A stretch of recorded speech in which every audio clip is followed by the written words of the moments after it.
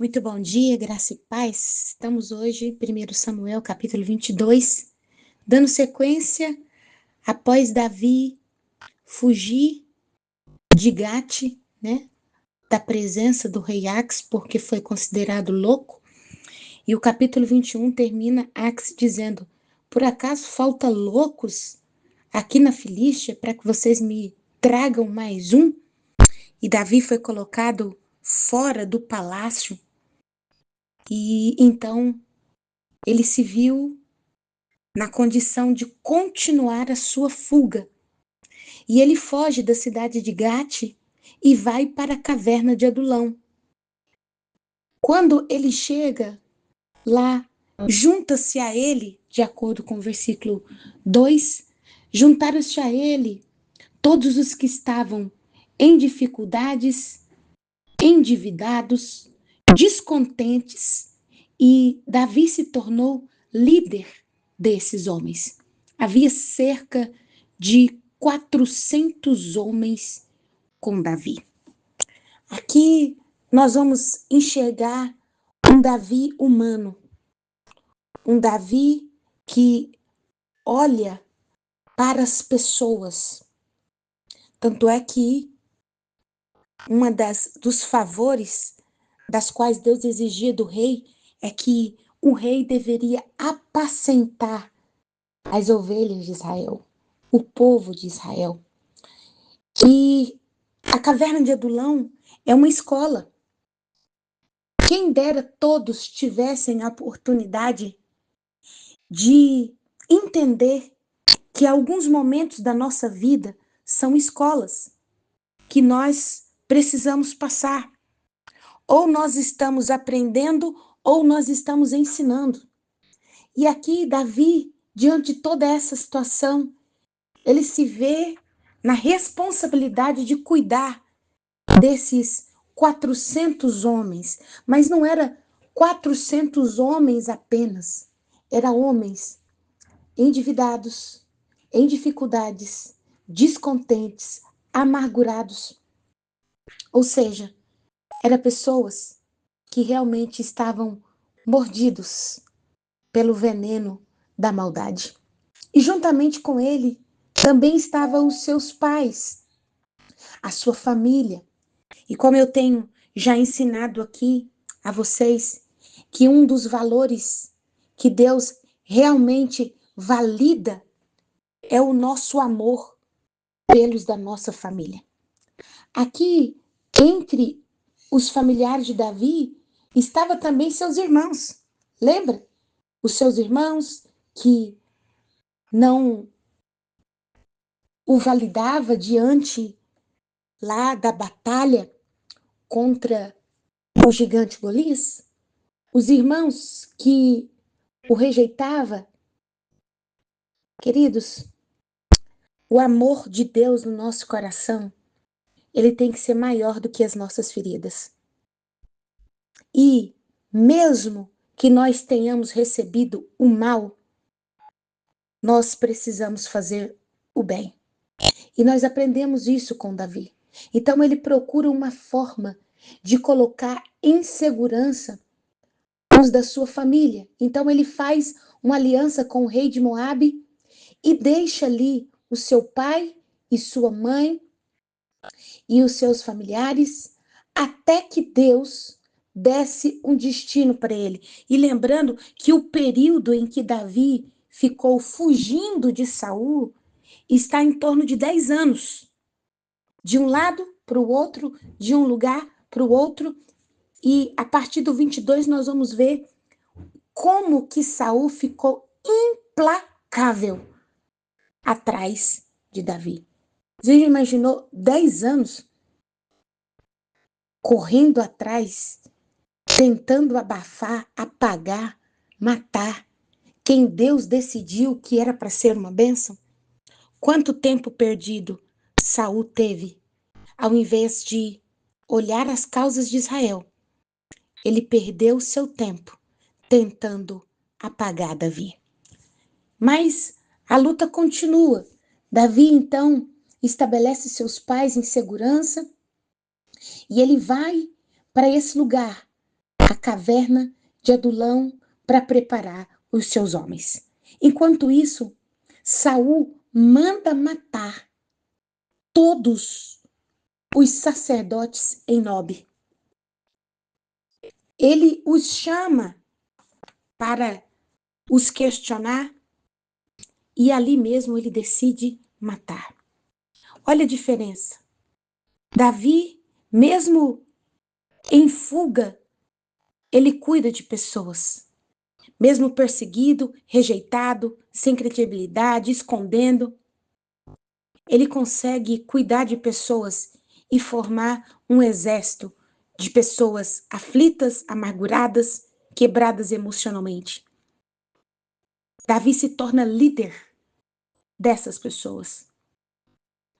Já enquanto isso, Saul mata, tem uma crise de loucura e manda matar os homens santos do Senhor. Tudo isso, queridos, é a paranoia da inveja.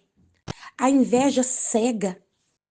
A inveja faz com que o coração das pessoas fique apenas semeando ranço e ódio. E tem pessoas que tomam ranço de nós mesmos, mas é porque o coração delas é tão ruim. E coração ruim só tem espaço para ranço. E assim era o coração de Saul. Dominado pela inveja, ele acusa inclusive os seus homens de conspiração. Ele julga o seu próprio filho e ordena um massacre. A voz profética de Israel. Ele manda matar os sacerdotes de Nob. Aqueles que se apresentam dele, ele diz, matem-os agora. Ninguém se dispôs. Apenas o edomita Doeg, que era um pastor das ovelhas de Saul, ele executa 81 sacerdotes que não ofereciam nenhuma objeção, não se defendiam.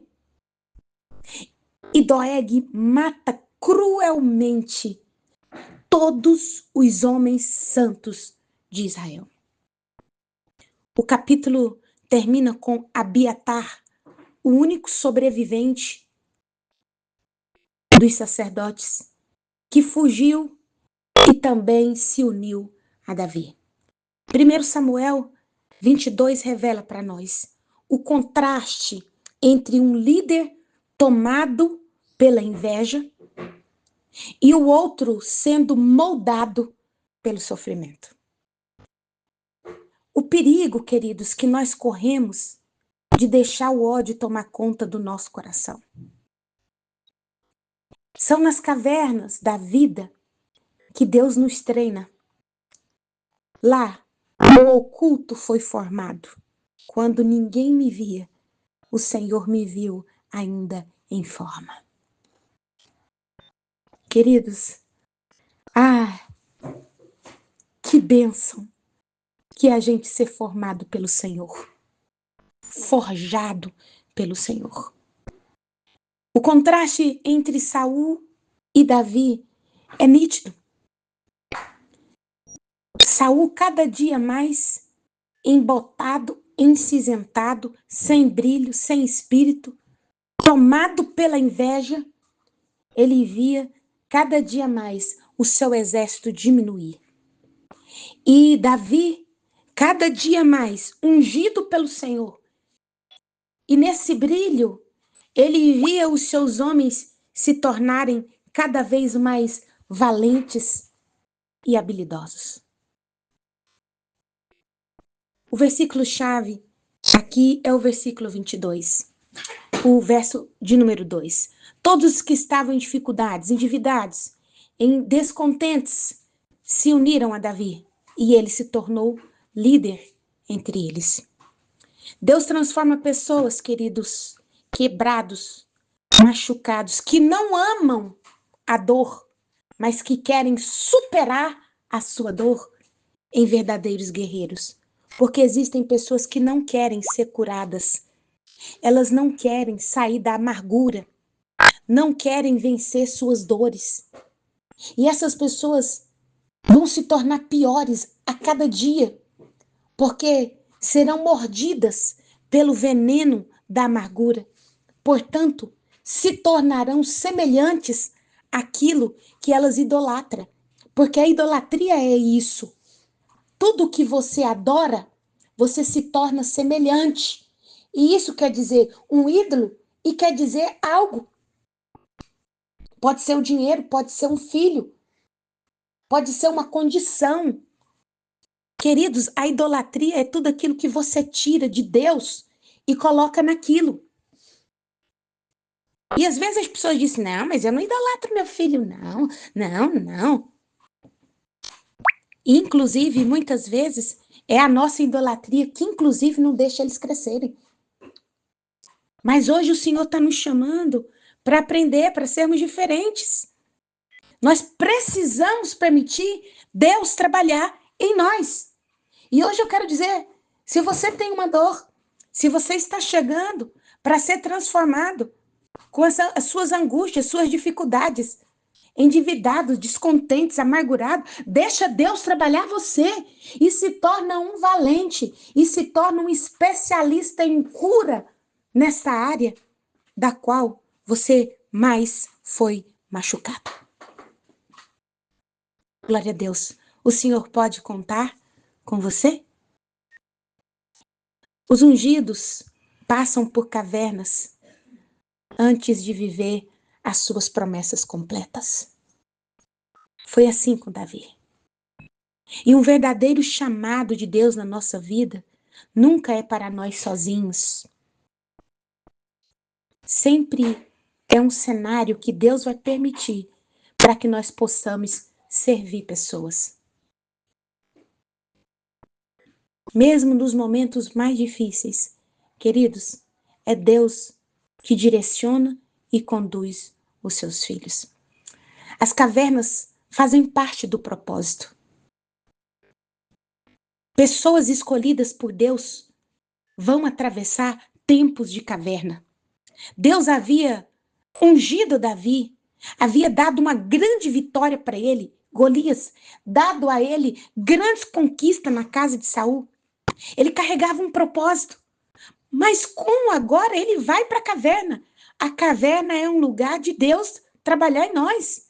É um processo doloroso? É. Porque todo o processo doloroso é para tirar de nós a unção. Queridos, as pessoas vão ter de nós daquilo das quais nós fomos moídos.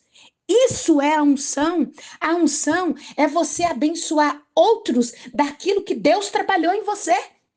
Ou vocês acham que a gente unge com azeitona? Não, para se tornar azeite, a azeitona tem que ser prensada. Não fuja os processos. Os processos da vida é para tornar a gente melhor.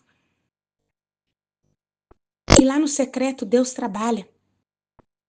Deus trabalha no secreto, no isolamento, no tempo de dor, no tempo da necessidade, nos lugares onde ninguém te entende. Deus está lá. Porque Deus queria formar novas pessoas, um exército poderoso, valentes. Enquanto Saul usava sua dor para destruir, e o seu coração cada dia mais nutrido do ódio, da inveja e do ranço, Davi usava sua dor para colher, para trazer pessoas para perto de si.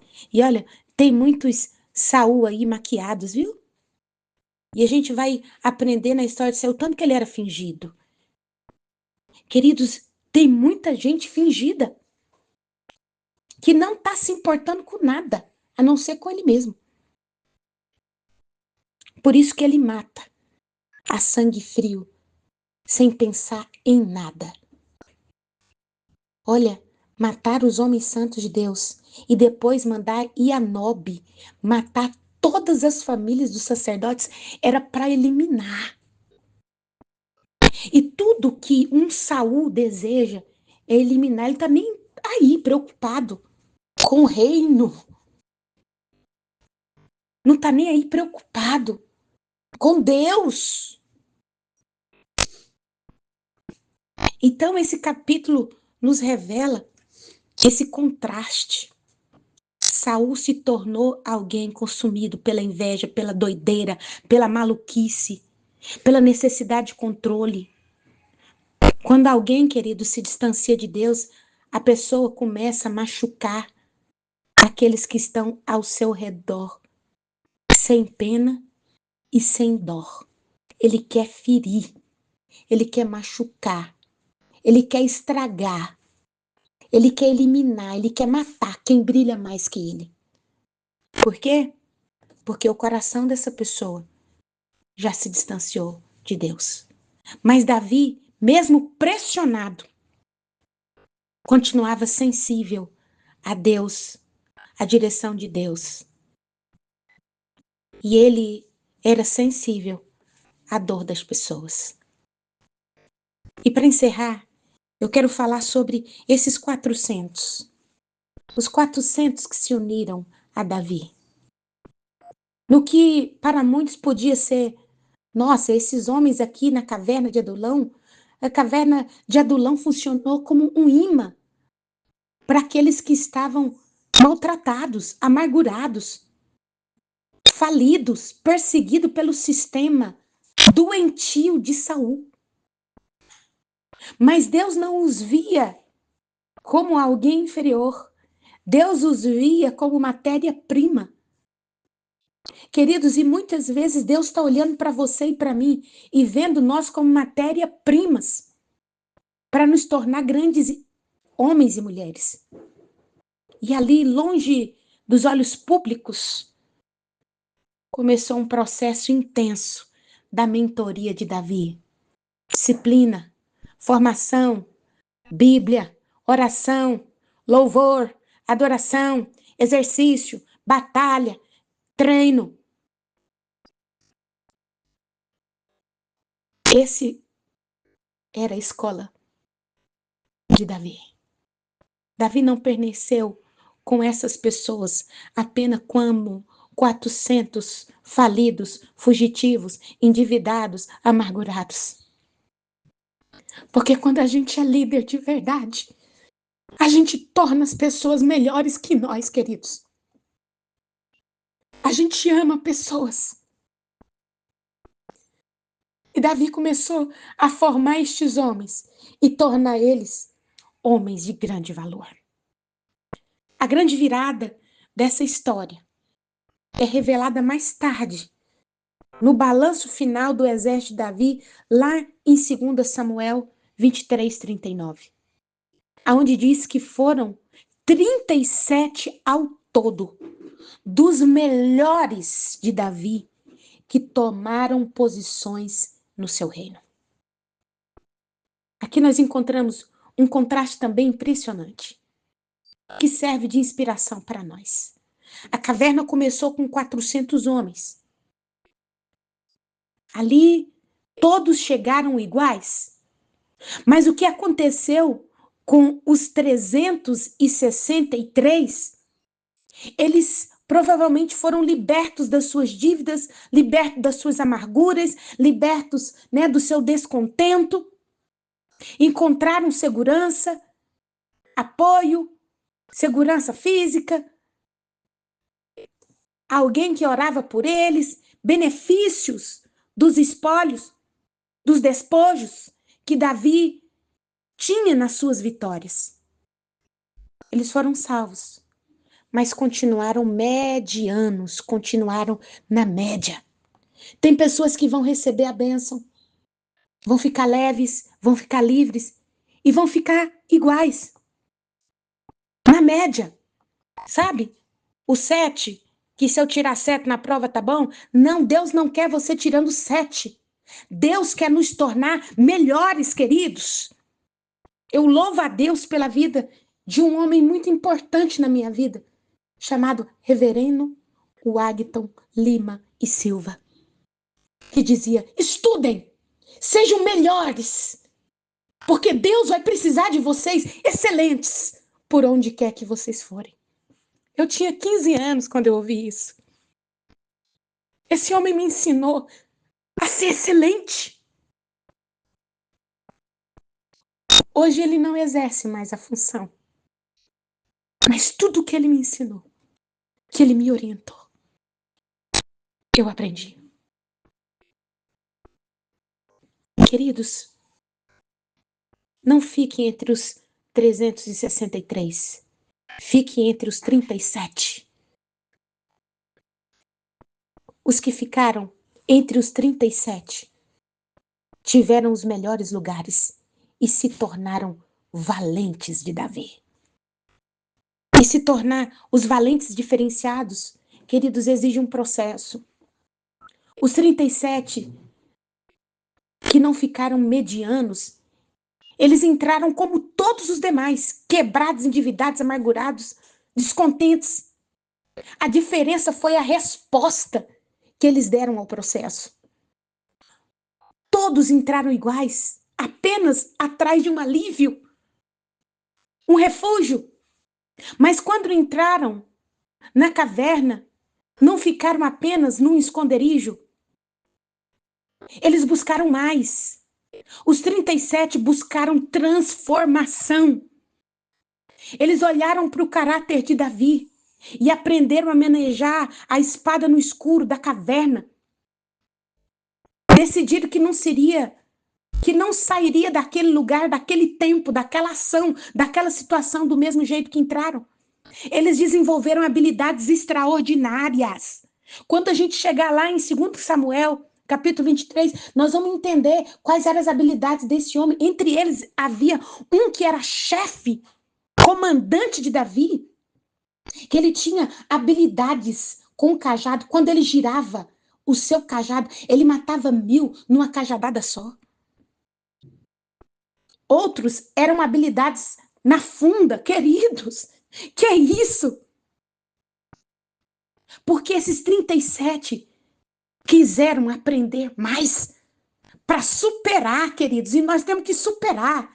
Alguém que você segue que é bom, busque ser melhor ainda. Aprenda com ele a ser bom e fique melhor.